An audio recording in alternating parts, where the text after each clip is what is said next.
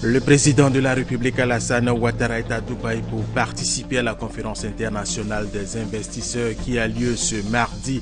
Mais avant, hier, le chef de l'État a rencontré les Ivoiriens vivant aux Émirats arabes unis. Les auditions publiques de la Commission Dialogue, Vérité et Réconciliation CDVR ont effectivement démarré hier lundi. Ces victimes, avec leurs témoins supposés bourreaux, se sont expliqués devant les commissaires de la CDVR.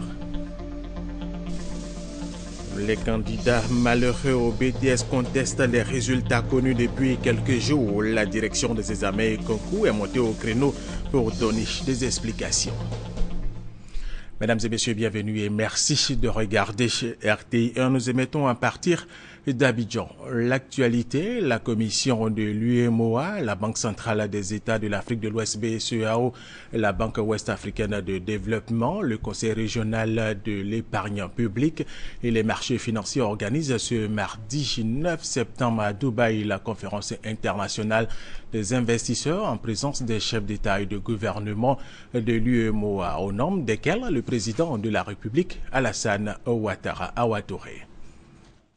Le président de la République, Alassane Ouattara, a participé aux côtés de 5 de ses pairs de la sous-région ouest-africaine et en présence de l'émir de Dubaï et vice-président des Émirats arabes unis au lancement de l'initiative régionale Investir dans l'UEMOA, une initiative qui s'inscrit dans le cadre de la mise en œuvre des orientations de la conférence des chefs d'État et de gouvernement de l'UEMOA portant sur la diversification des partenaires susceptibles d'investir dans les projets de l'Union. Les investisseurs se sont ainsi vus présenter toutes les opportunités d'investissement dans l'espace l'UEMOA avec en priorité le financement de la deuxième phase du programme économique régional.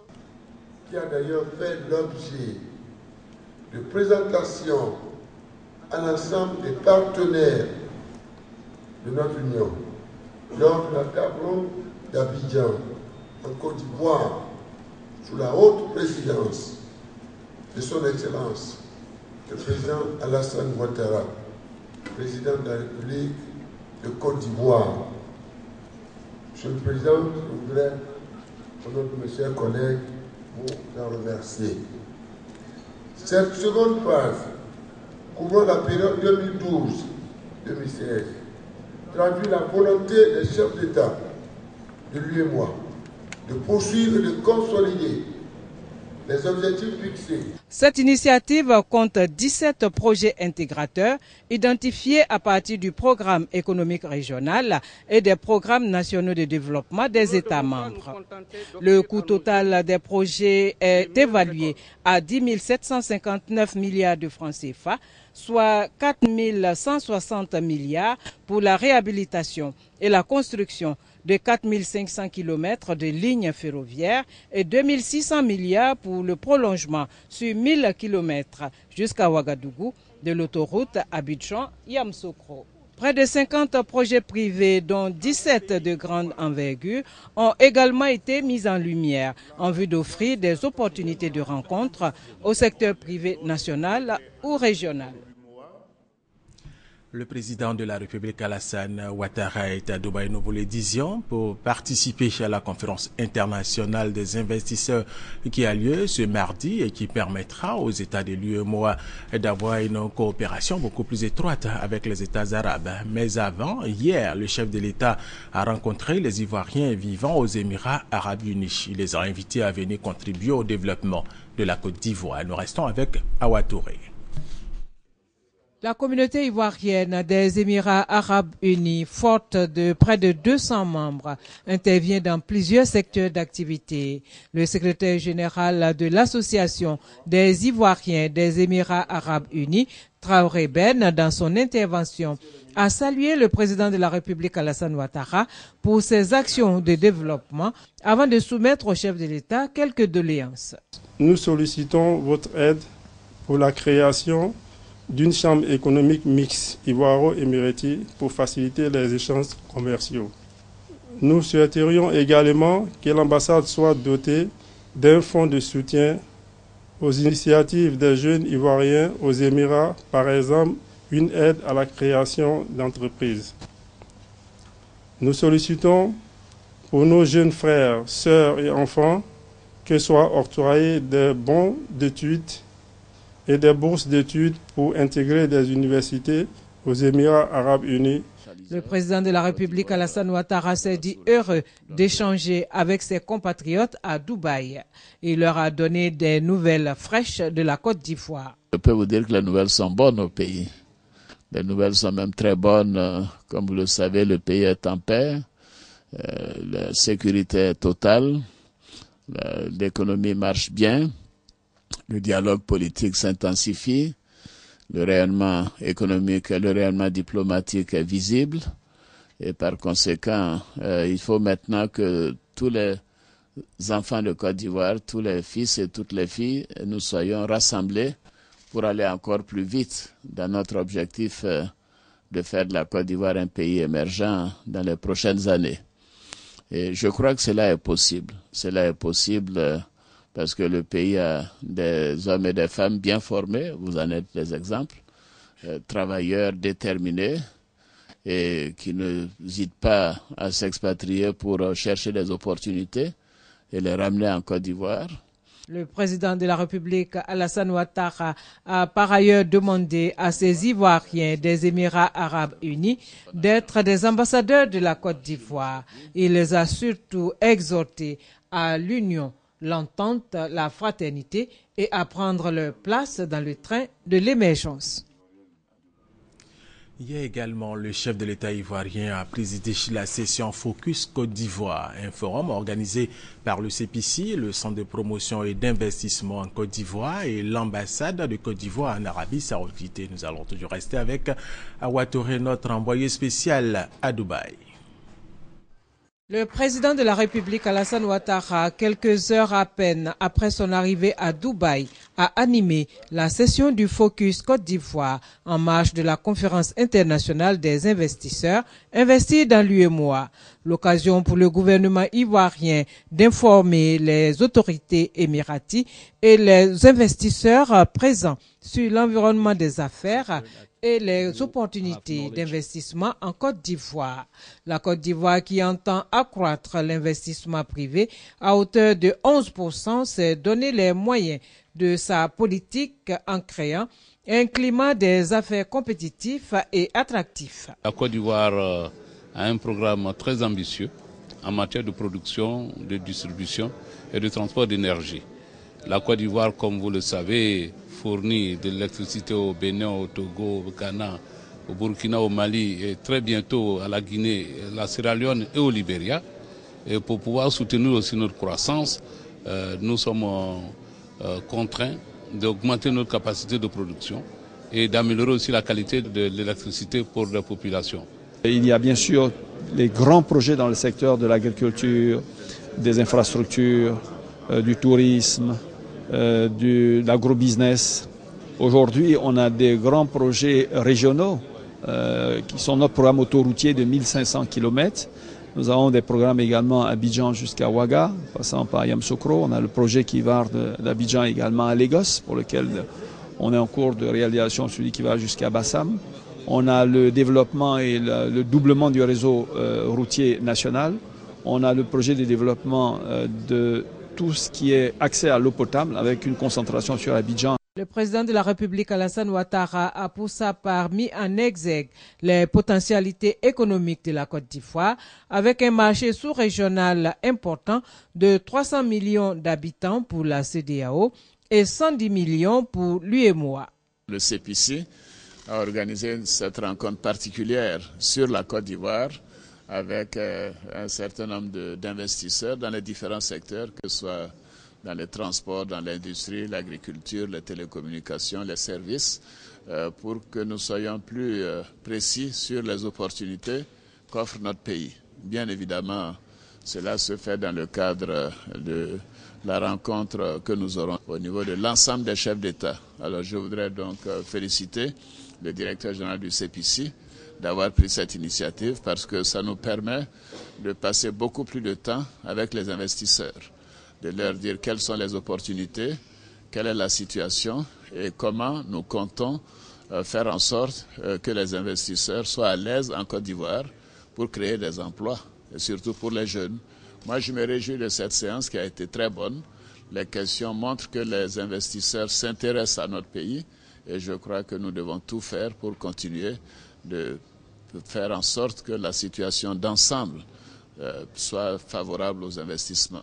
Le président de la République, Alassane Ouattara, a par ailleurs indiqué que ce forum économique démontre la volonté de faire du secteur privé le pilier de la croissance économique par la promotion des investissements en Côte d'Ivoire. Le président de la République, Alassane Ouattara, va regagner Abidjan demain mercredi. Tout à fait autre chose, la 9e session ordinaire de la conférence des ministres sur la coopération halieutique entre les États africains riverains de l'océan Atlantique s'est ouverte hier lundi à Rabat au Maroc. Au menu, plusieurs préoccupations, notamment la contribution de la pêche à la sécurité alimentaire et l'approche régionale pour lutter contre la pêche illégale. Victorine Yaoyoboué. Rabat, la capitale marocaine, abrite la 9e session ordinaire de la conférence ministérielle sur la coopération halieutique entre les États africains riverains de l'océan Atlantique, COMAFAT. L'organisation composée de 22 États africains va être présidée pour les 2 prochaines années par le ministre ivoirien des Ressources animales et halieutiques, Kobena Kwasi Adjoumani. Il a été élu par ses pairs pour apporter des réponses aux questions telles que la contribution de la pêche à la sécurité alimentaire et la lutte contre la pêche illégale, non contrôlée et non autorisée. Nous avons des défis majeurs à relever, faire en sorte qu'au niveau de la sous-région, les communautés de pêche soient davantage compétitives au regard bien sûr des textes que nous devons pouvoir appliquer. Nous allons assurer la continuité, mais en faisant en sorte qu'il y ait des réformes qui puissent nous amener à aller de l'avant dans le cadre de la gestion des pêches au niveau donc des pays riverains de l'océan Atlantique. Pour Kobena Kwasi Adjoumani, la COMAFAT est l'expression de la solidarité entre les États membres et surtout à l'égard des États africains sans littoral ou géographiquement désavantagés. Deuxième grand titre de cette édition, les auditions publiques, dernière étape de la mission de la Commission Dialogue, Vérité et Réconciliation CDVR ont effectivement démarré hier lundi. 6 victimes avec leurs témoins et supposés bourreaux se sont expliqués devant les commissaires de la CDVR, Salimata Dia, Léon Broukwame. Face à face, victimes et perpétrateurs d'actes de violence commis entre 1990 et 2011. Les audiences publiques de la CDVR, la commission Dialogue, Vérité et Réconciliation pour proposer un plan d'indemnisation au président de la République ont démarré ce lundi. Sont appelés devant les commissaires de la CDVR sur une période de 2 mois à raison de 6 par jour, sans victimes emblématiques, c'est-à-dire des personnes dont le préjudice subi a été effectivement établi grave à la suite d'enquêtes. Une fois que les commissaires sont installés, ils appellent l'affaire qui a été enrôlée, ils appellent la victime vient, s'explique, les commissaires lui posent des questions. Si cette victime-là a identifié son bourreau, on l'appelle, le bourreau vient, se fait questionner par la commission. Outre le plan d'indemnisation, la CDVR entend par ses audiences rapprocher victimes et présumés bourreaux, et c'est pour la commission la façon idoine de réconcilier les Ivoiriens. Rien de ce qui sera fait ne doit être interprété contre qui que ce soit. Il est bon d'indiquer à nos compatriotes que nous ne sommes pas une cour, nous ne sommes pas juges. Ici, on ne juge pas. Ici, on écoute. Ici, on compatit. Ici, on incite les uns et les autres et on encourage à la vérité. Car il ne s'agit pas de cautériser, il s'agit de soigner la plaie en profondeur. Ces audiences sont ouvertes au public, sauf la presse. Pour la CDVR, ces dispositions visent à protéger victimes, témoins et présumés bourreaux d'éventuelles représailles. Toutefois, toujours selon le président de la CDVR, ces audiences seront diffusées 10 fois par semaine par les médias d'État. Il s'agit d'inviter les populations à tirer les leçons de ces violences afin que plus jamais cela ne se reproduise en Côte d'Ivoire. Autre information, les résultats du BTS sont connus depuis quelques jours. Le taux de réussite est en baisse par rapport à l'année dernière, 23,84% cette année contre 54,78% l'année dernière. Et des candidats malheureux contestent ces résultats. La direction des examens et concours est montée au chrono pour donner des explications. Serge Kolia a suivi ces explications pour RTI 1. Sur 52 246 candidats effectivement présents pour l'examen du BTS, le brevet des techniciens supérieurs 2014, 12 454 ont été déclarés admissibles au BTS 2014 contre plus de 54% en 2013. Les résultats du BTS, jugés faibles et même contestés par des candidats, sont au dire du directeur de la DOREX, la direction de l'orientation et des examens, le fruit de la dynamique nouvelle insufflée par le ministère de l'Enseignement supérieur. Dans cet esprit, la DORES a tout simplement appliqué les dispositions du manuel de procédure du BTS instauré depuis 3 ans pour redonner à ce diplôme toute sa crédibilité. 10 de moyenne sur 20, pas moins au terme des épreuves écrites et orales. Mieux, une note éliminatoire disqualifie tout candidat ayant obtenu une note inférieure à 7 sur 20 dans sa matière spécifique. C'est une nouvelle ère pour le BTS qui arrive là. Plus jamais on ira en dessous de ce qu'il faut pour avoir le BTS en admissibilité. Et tout le monde doit se mettre au travail pour être dans ces normes-là. Le directeur de la DORES a évoqué le cas de Bouaké où des candidats malheureux ont exprimé leur mécontentement. Il faut noter qu'à Bouaké, un des grands centres d'examen du BTS, seulement 112 étudiants sont admissibles au BTS sur 2200 inscrits, soit un taux de 5%. Le centre de Bouaké, sinon les candidats de Bouaké ne sont pas des candidats particuliers. Bouaké n'a pas été traité d'une façon exceptionnelle. Nous sommes arrivés à un point de non-retour dans ces réformes qui impliquent la rigueur dans l'organisation du BTS. C'est ce qui explique aujourd'hui ce que je ne qualifierais pas de catastrophique, mais plutôt de BTS crédible à partir des résultats que nous avons reçus cette année. Des réclamations ont été faites après la proclamation des résultats via Internet le lundi 1er septembre dernier. Dès ce vendredi 12 septembre, a indiqué le directeur de la DOREX, les contestataires seront situés sur leur sort. Le programme national de santé scolaire et universitaire vient de tenir sa réunion de rentrée sanitaire 2014-2015. Cette réunion a été l'occasion pour les initiateurs de sensibiliser les agents de santé scolaire sur le virus Ebola. Emmanuel.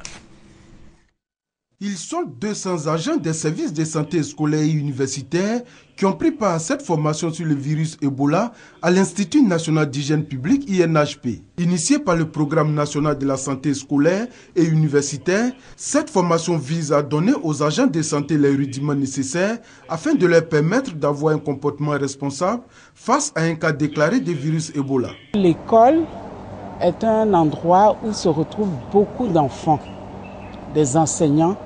Et s'il y a un seul cas, vous imaginez ce que ça peut être. C'est prévenir un cas éventuel d'enfant qui peut être sujet suspect, que nous sommes en train de prendre des dispositions. Les conférenciers invitent les agents de santé à ne pas céder face aux rumeurs de plus en plus persistantes de cas d'Ebola constatés. Toute fièvre n'est pas une maladie à virus Ebola. Il faut qu'on insiste parce que le risque, c'est qu'on évite de soigner ceux qui viennent pour une maladie qui n'a rien à voir avec la maladie à virus Ebola.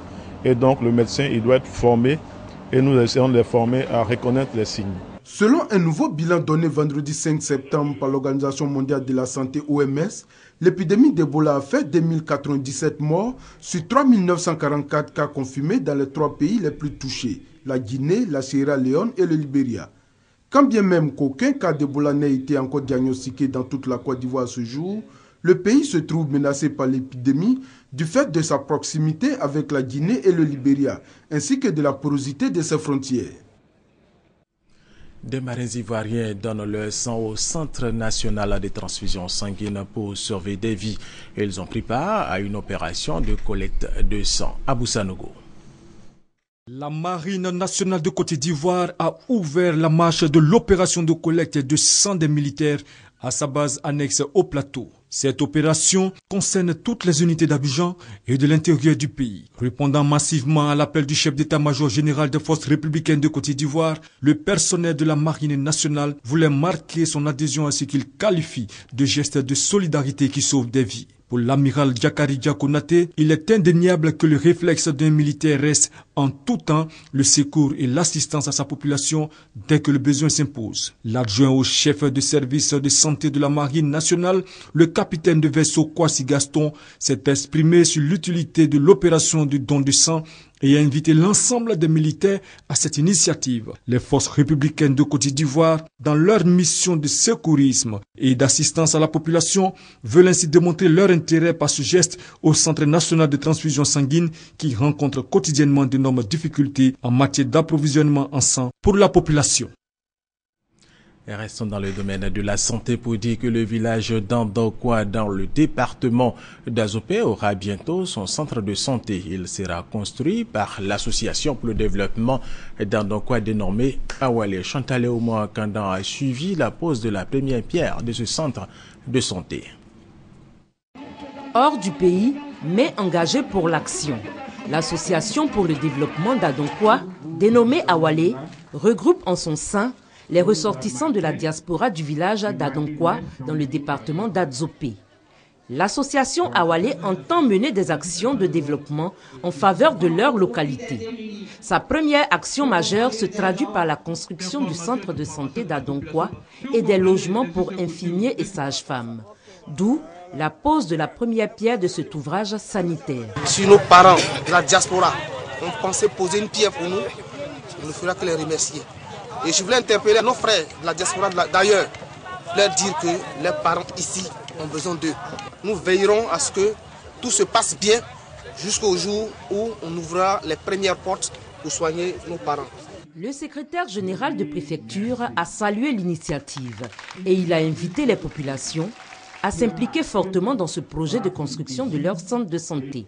Occasion saisie par l'administrateur civil pour dénoncer le laxisme de certaines populations face à l'épidémie de la fièvre Ebola. Il a donc rappelé aux uns et aux autres de respecter scrupuleusement les mesures préventives prises par le gouvernement afin d'éviter cette maladie. Une nouvelle structure agricole vient de voir le jour à Transua, localité située dans l'est de la Côte d'Ivoire. Son nom, Awassou. La structure a pour mission d'organiser les producteurs agricoles de cette localité. Konaté Moussa, Kraskando. Transua, une localité de l'est de la Côte d'Ivoire dans la région du Gontougo. Une région à forte potentialité agricole. Le café, le cacao, la nacade et les produits vivriers sont entre autres les principales cultures pérennes cultivées dans cette zone. Pour rentabiliser ces cultures, une structure de gestion moderne est née. Sa mission, organiser les producteurs agricoles afin qu'ils bénéficient du fruit de leur labeur par l'accroissement de leur production. C'est une société coopérative, une coopérative agricole qui a pour objectif la production, la collecte et la commercialisation de produits. Et connaissant les problèmes de nos pères et de nos populations, c'est de les organiser à pouvoir profiter de leur production et booster le développement. Cette structure s'est dotée de méthodes modernes de travail en vue d'une meilleure gestion au profit de ses membres. Elle sera gérée comme une entreprise. Donc il y a un conseil d'administration qui est mis en place et nous mettrons un directeur. On aura un commissariat au compte, c'est-à-dire un cabinet d'expertise comptable. Pour coller à l'actualité, le sous-préfet de Transua, Hervé Opeli, a sensibilisé les populations aux mesures d'hygiène pour éviter le virus Ebola.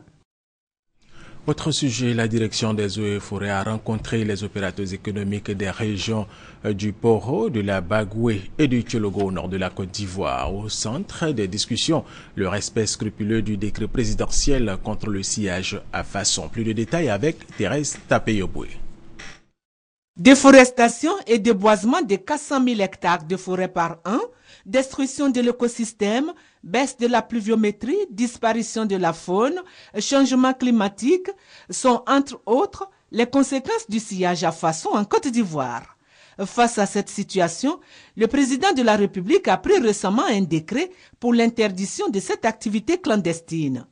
Dans la région des Savanes, les responsables des eaux et forêts ont rencontré les opérateurs économiques pour les sensibiliser sur la lutte contre le sillage à façon et les inviter au respect de la décision du président de la République. Le sillage à façon, c'est un phénomène qui est de plus en plus récurrent dans la zone des savanes et donc il nous a paru nécessaire d'appuyer les services des eaux et forêts pour faire en sorte que les opérateurs de la filière bois comprennent que le gouvernement est très ferme là-dessus et qu'il ne s'y méprenne.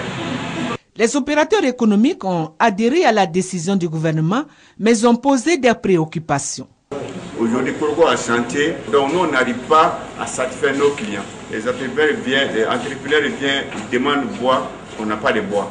Le sillage à façon fait perdre à l'État de Côte d'Ivoire plus de 21 milliards de francs CFA par an. Le comité de gestion locale du parc national du Taï a tenu la deuxième session de ses rencontres. Au menu, la reprise des activités au niveau du parc national du Taï. Honorine Kakoubla, Agnégori. Dans la présentation du bilan semestriel de sa structure, le directeur de la zone ouest de l'OIPR, l'Office ivoirien des parcs et réserves, le commandant Abdoulaye Diarra-Souba, a indiqué que dans la lutte contre les ennemis du parc, ces hommes ont mis la main sur 41 orpailleurs et 24 braconniers qui continuent d'agresser le parc. Mieux, l'épineux problème des zones illégalement occupées par les cultures est en passe d'être réglé. Et c'est sans oublier la réhabilitation, l'inauguration des locaux musées de Taï et la reprise des activités touristiques. Abdoulaye Diarra-Souba a ajouté à cela l'avancement des travaux de réhabilitation de la direction de la zone et la réalisation d'infrastructures sociales en faveur des populations riveraines. Le directeur général de l'OIPR, le colonel Adama Tondo Sama, présent à cette session, a marqué sa satisfaction et fait part des perspectives. Les bases vides sont en cours de réhabilitation et le taux d'exécution qui nous a été présenté, nous sommes à environ à peu près 80% des réalisations. Donc il ne reste plus que 20%, plus tard fin septembre, toutes les bases vides vont être réhabilitées pour mettre les agents dans les bonnes conditions de travail et pour améliorer leur action au niveau du terrain. Les échanges entre le directeur de la zone ouest de l'Office ivoirien des parcs et réserves et les membres du comité de gestion du parc national de Taï se sont achevés sur une note de satisfaction, et ce, pour les efforts consentis de part et d'autre en vue de la protection du parc. Les personnes du 3e âge sont invitées à la pratique du sport pour préserver leur santé. Vous allez les voir à l'instant, et c'est une initiative du ministère des Sports et Loisirs. Christelle Ménon. Lourdes, chapelle Mater Dolorosa. Une procession de 13 prêtres, 11 Ivoiriens, 2 Camerounais. Une procession dirigée par Monseigneur Joseph Aké, archevêque du diocèse de Gagnoa. Pour la première fois, tous les pèlerins ivoiriens appartenant à différentes organisations sont côte à côte, ainsi que ceux de la diaspora, pour assister à une célébration eucharistique unique, dite Messe de l'Unité.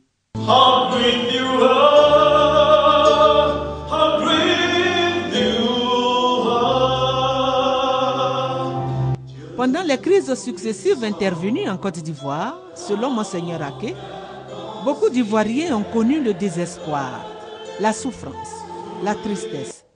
C'est pourquoi il demande au Seigneur de déverser sa grâce sur la Côte d'Ivoire afin qu'elle soit une nation ouverte au monde dans la paix.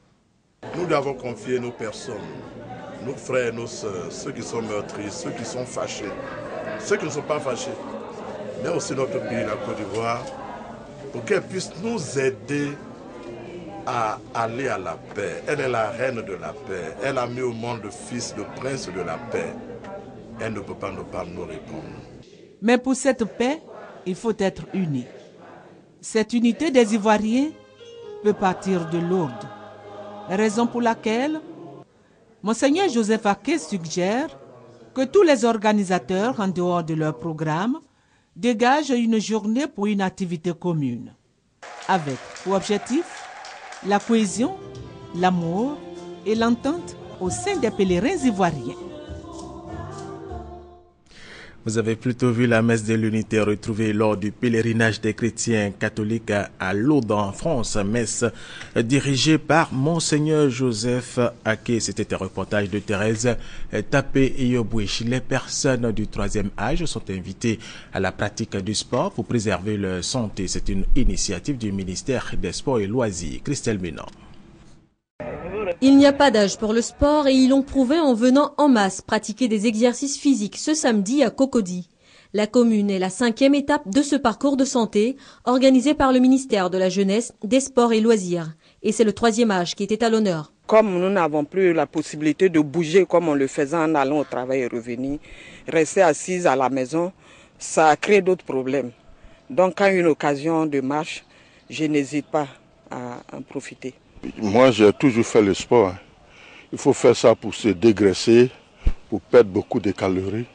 Parce que quand on est gros, on a le cholestérol, on a l'obésité, tout ça. Voilà, c'est pour la santé. Partenaire de l'événement, la Caisse générale des retraités et agents de l'État. Pour nous, la retraite, c'est la vie. La retraite ne doit pas donc être synonyme de garage. Pour pouvoir jouir pleinement de sa retraite, il faut pouvoir bénéficier d'une bonne santé. Et le secret d'une bonne santé, c'est d'abord une bonne hygiène de vie, une alimentation équilibrée et une pratique régulière du sport. Leitmotiv de ce parcours de santé donc, faire la promotion de la pratique sportive pour tous. Promotion que le ministère de la Jeunesse, des Sports et Loisirs entend poursuivre après Yopougon, Abobo, Bingerville, Trècheville et Cocody. Il n'y a pas de limite. Le monsieur, il a 83 ans, M. Koulibaly. Il est là pour éviter l'obésité, pour éviter le diabète et la tension, etc. Et même le cancer. Et donc, il faut inviter tout le monde à faire du sport. C'est la fin de cette édition. Merci de l'avoir suivi. Restez avec nous sur RTI 1.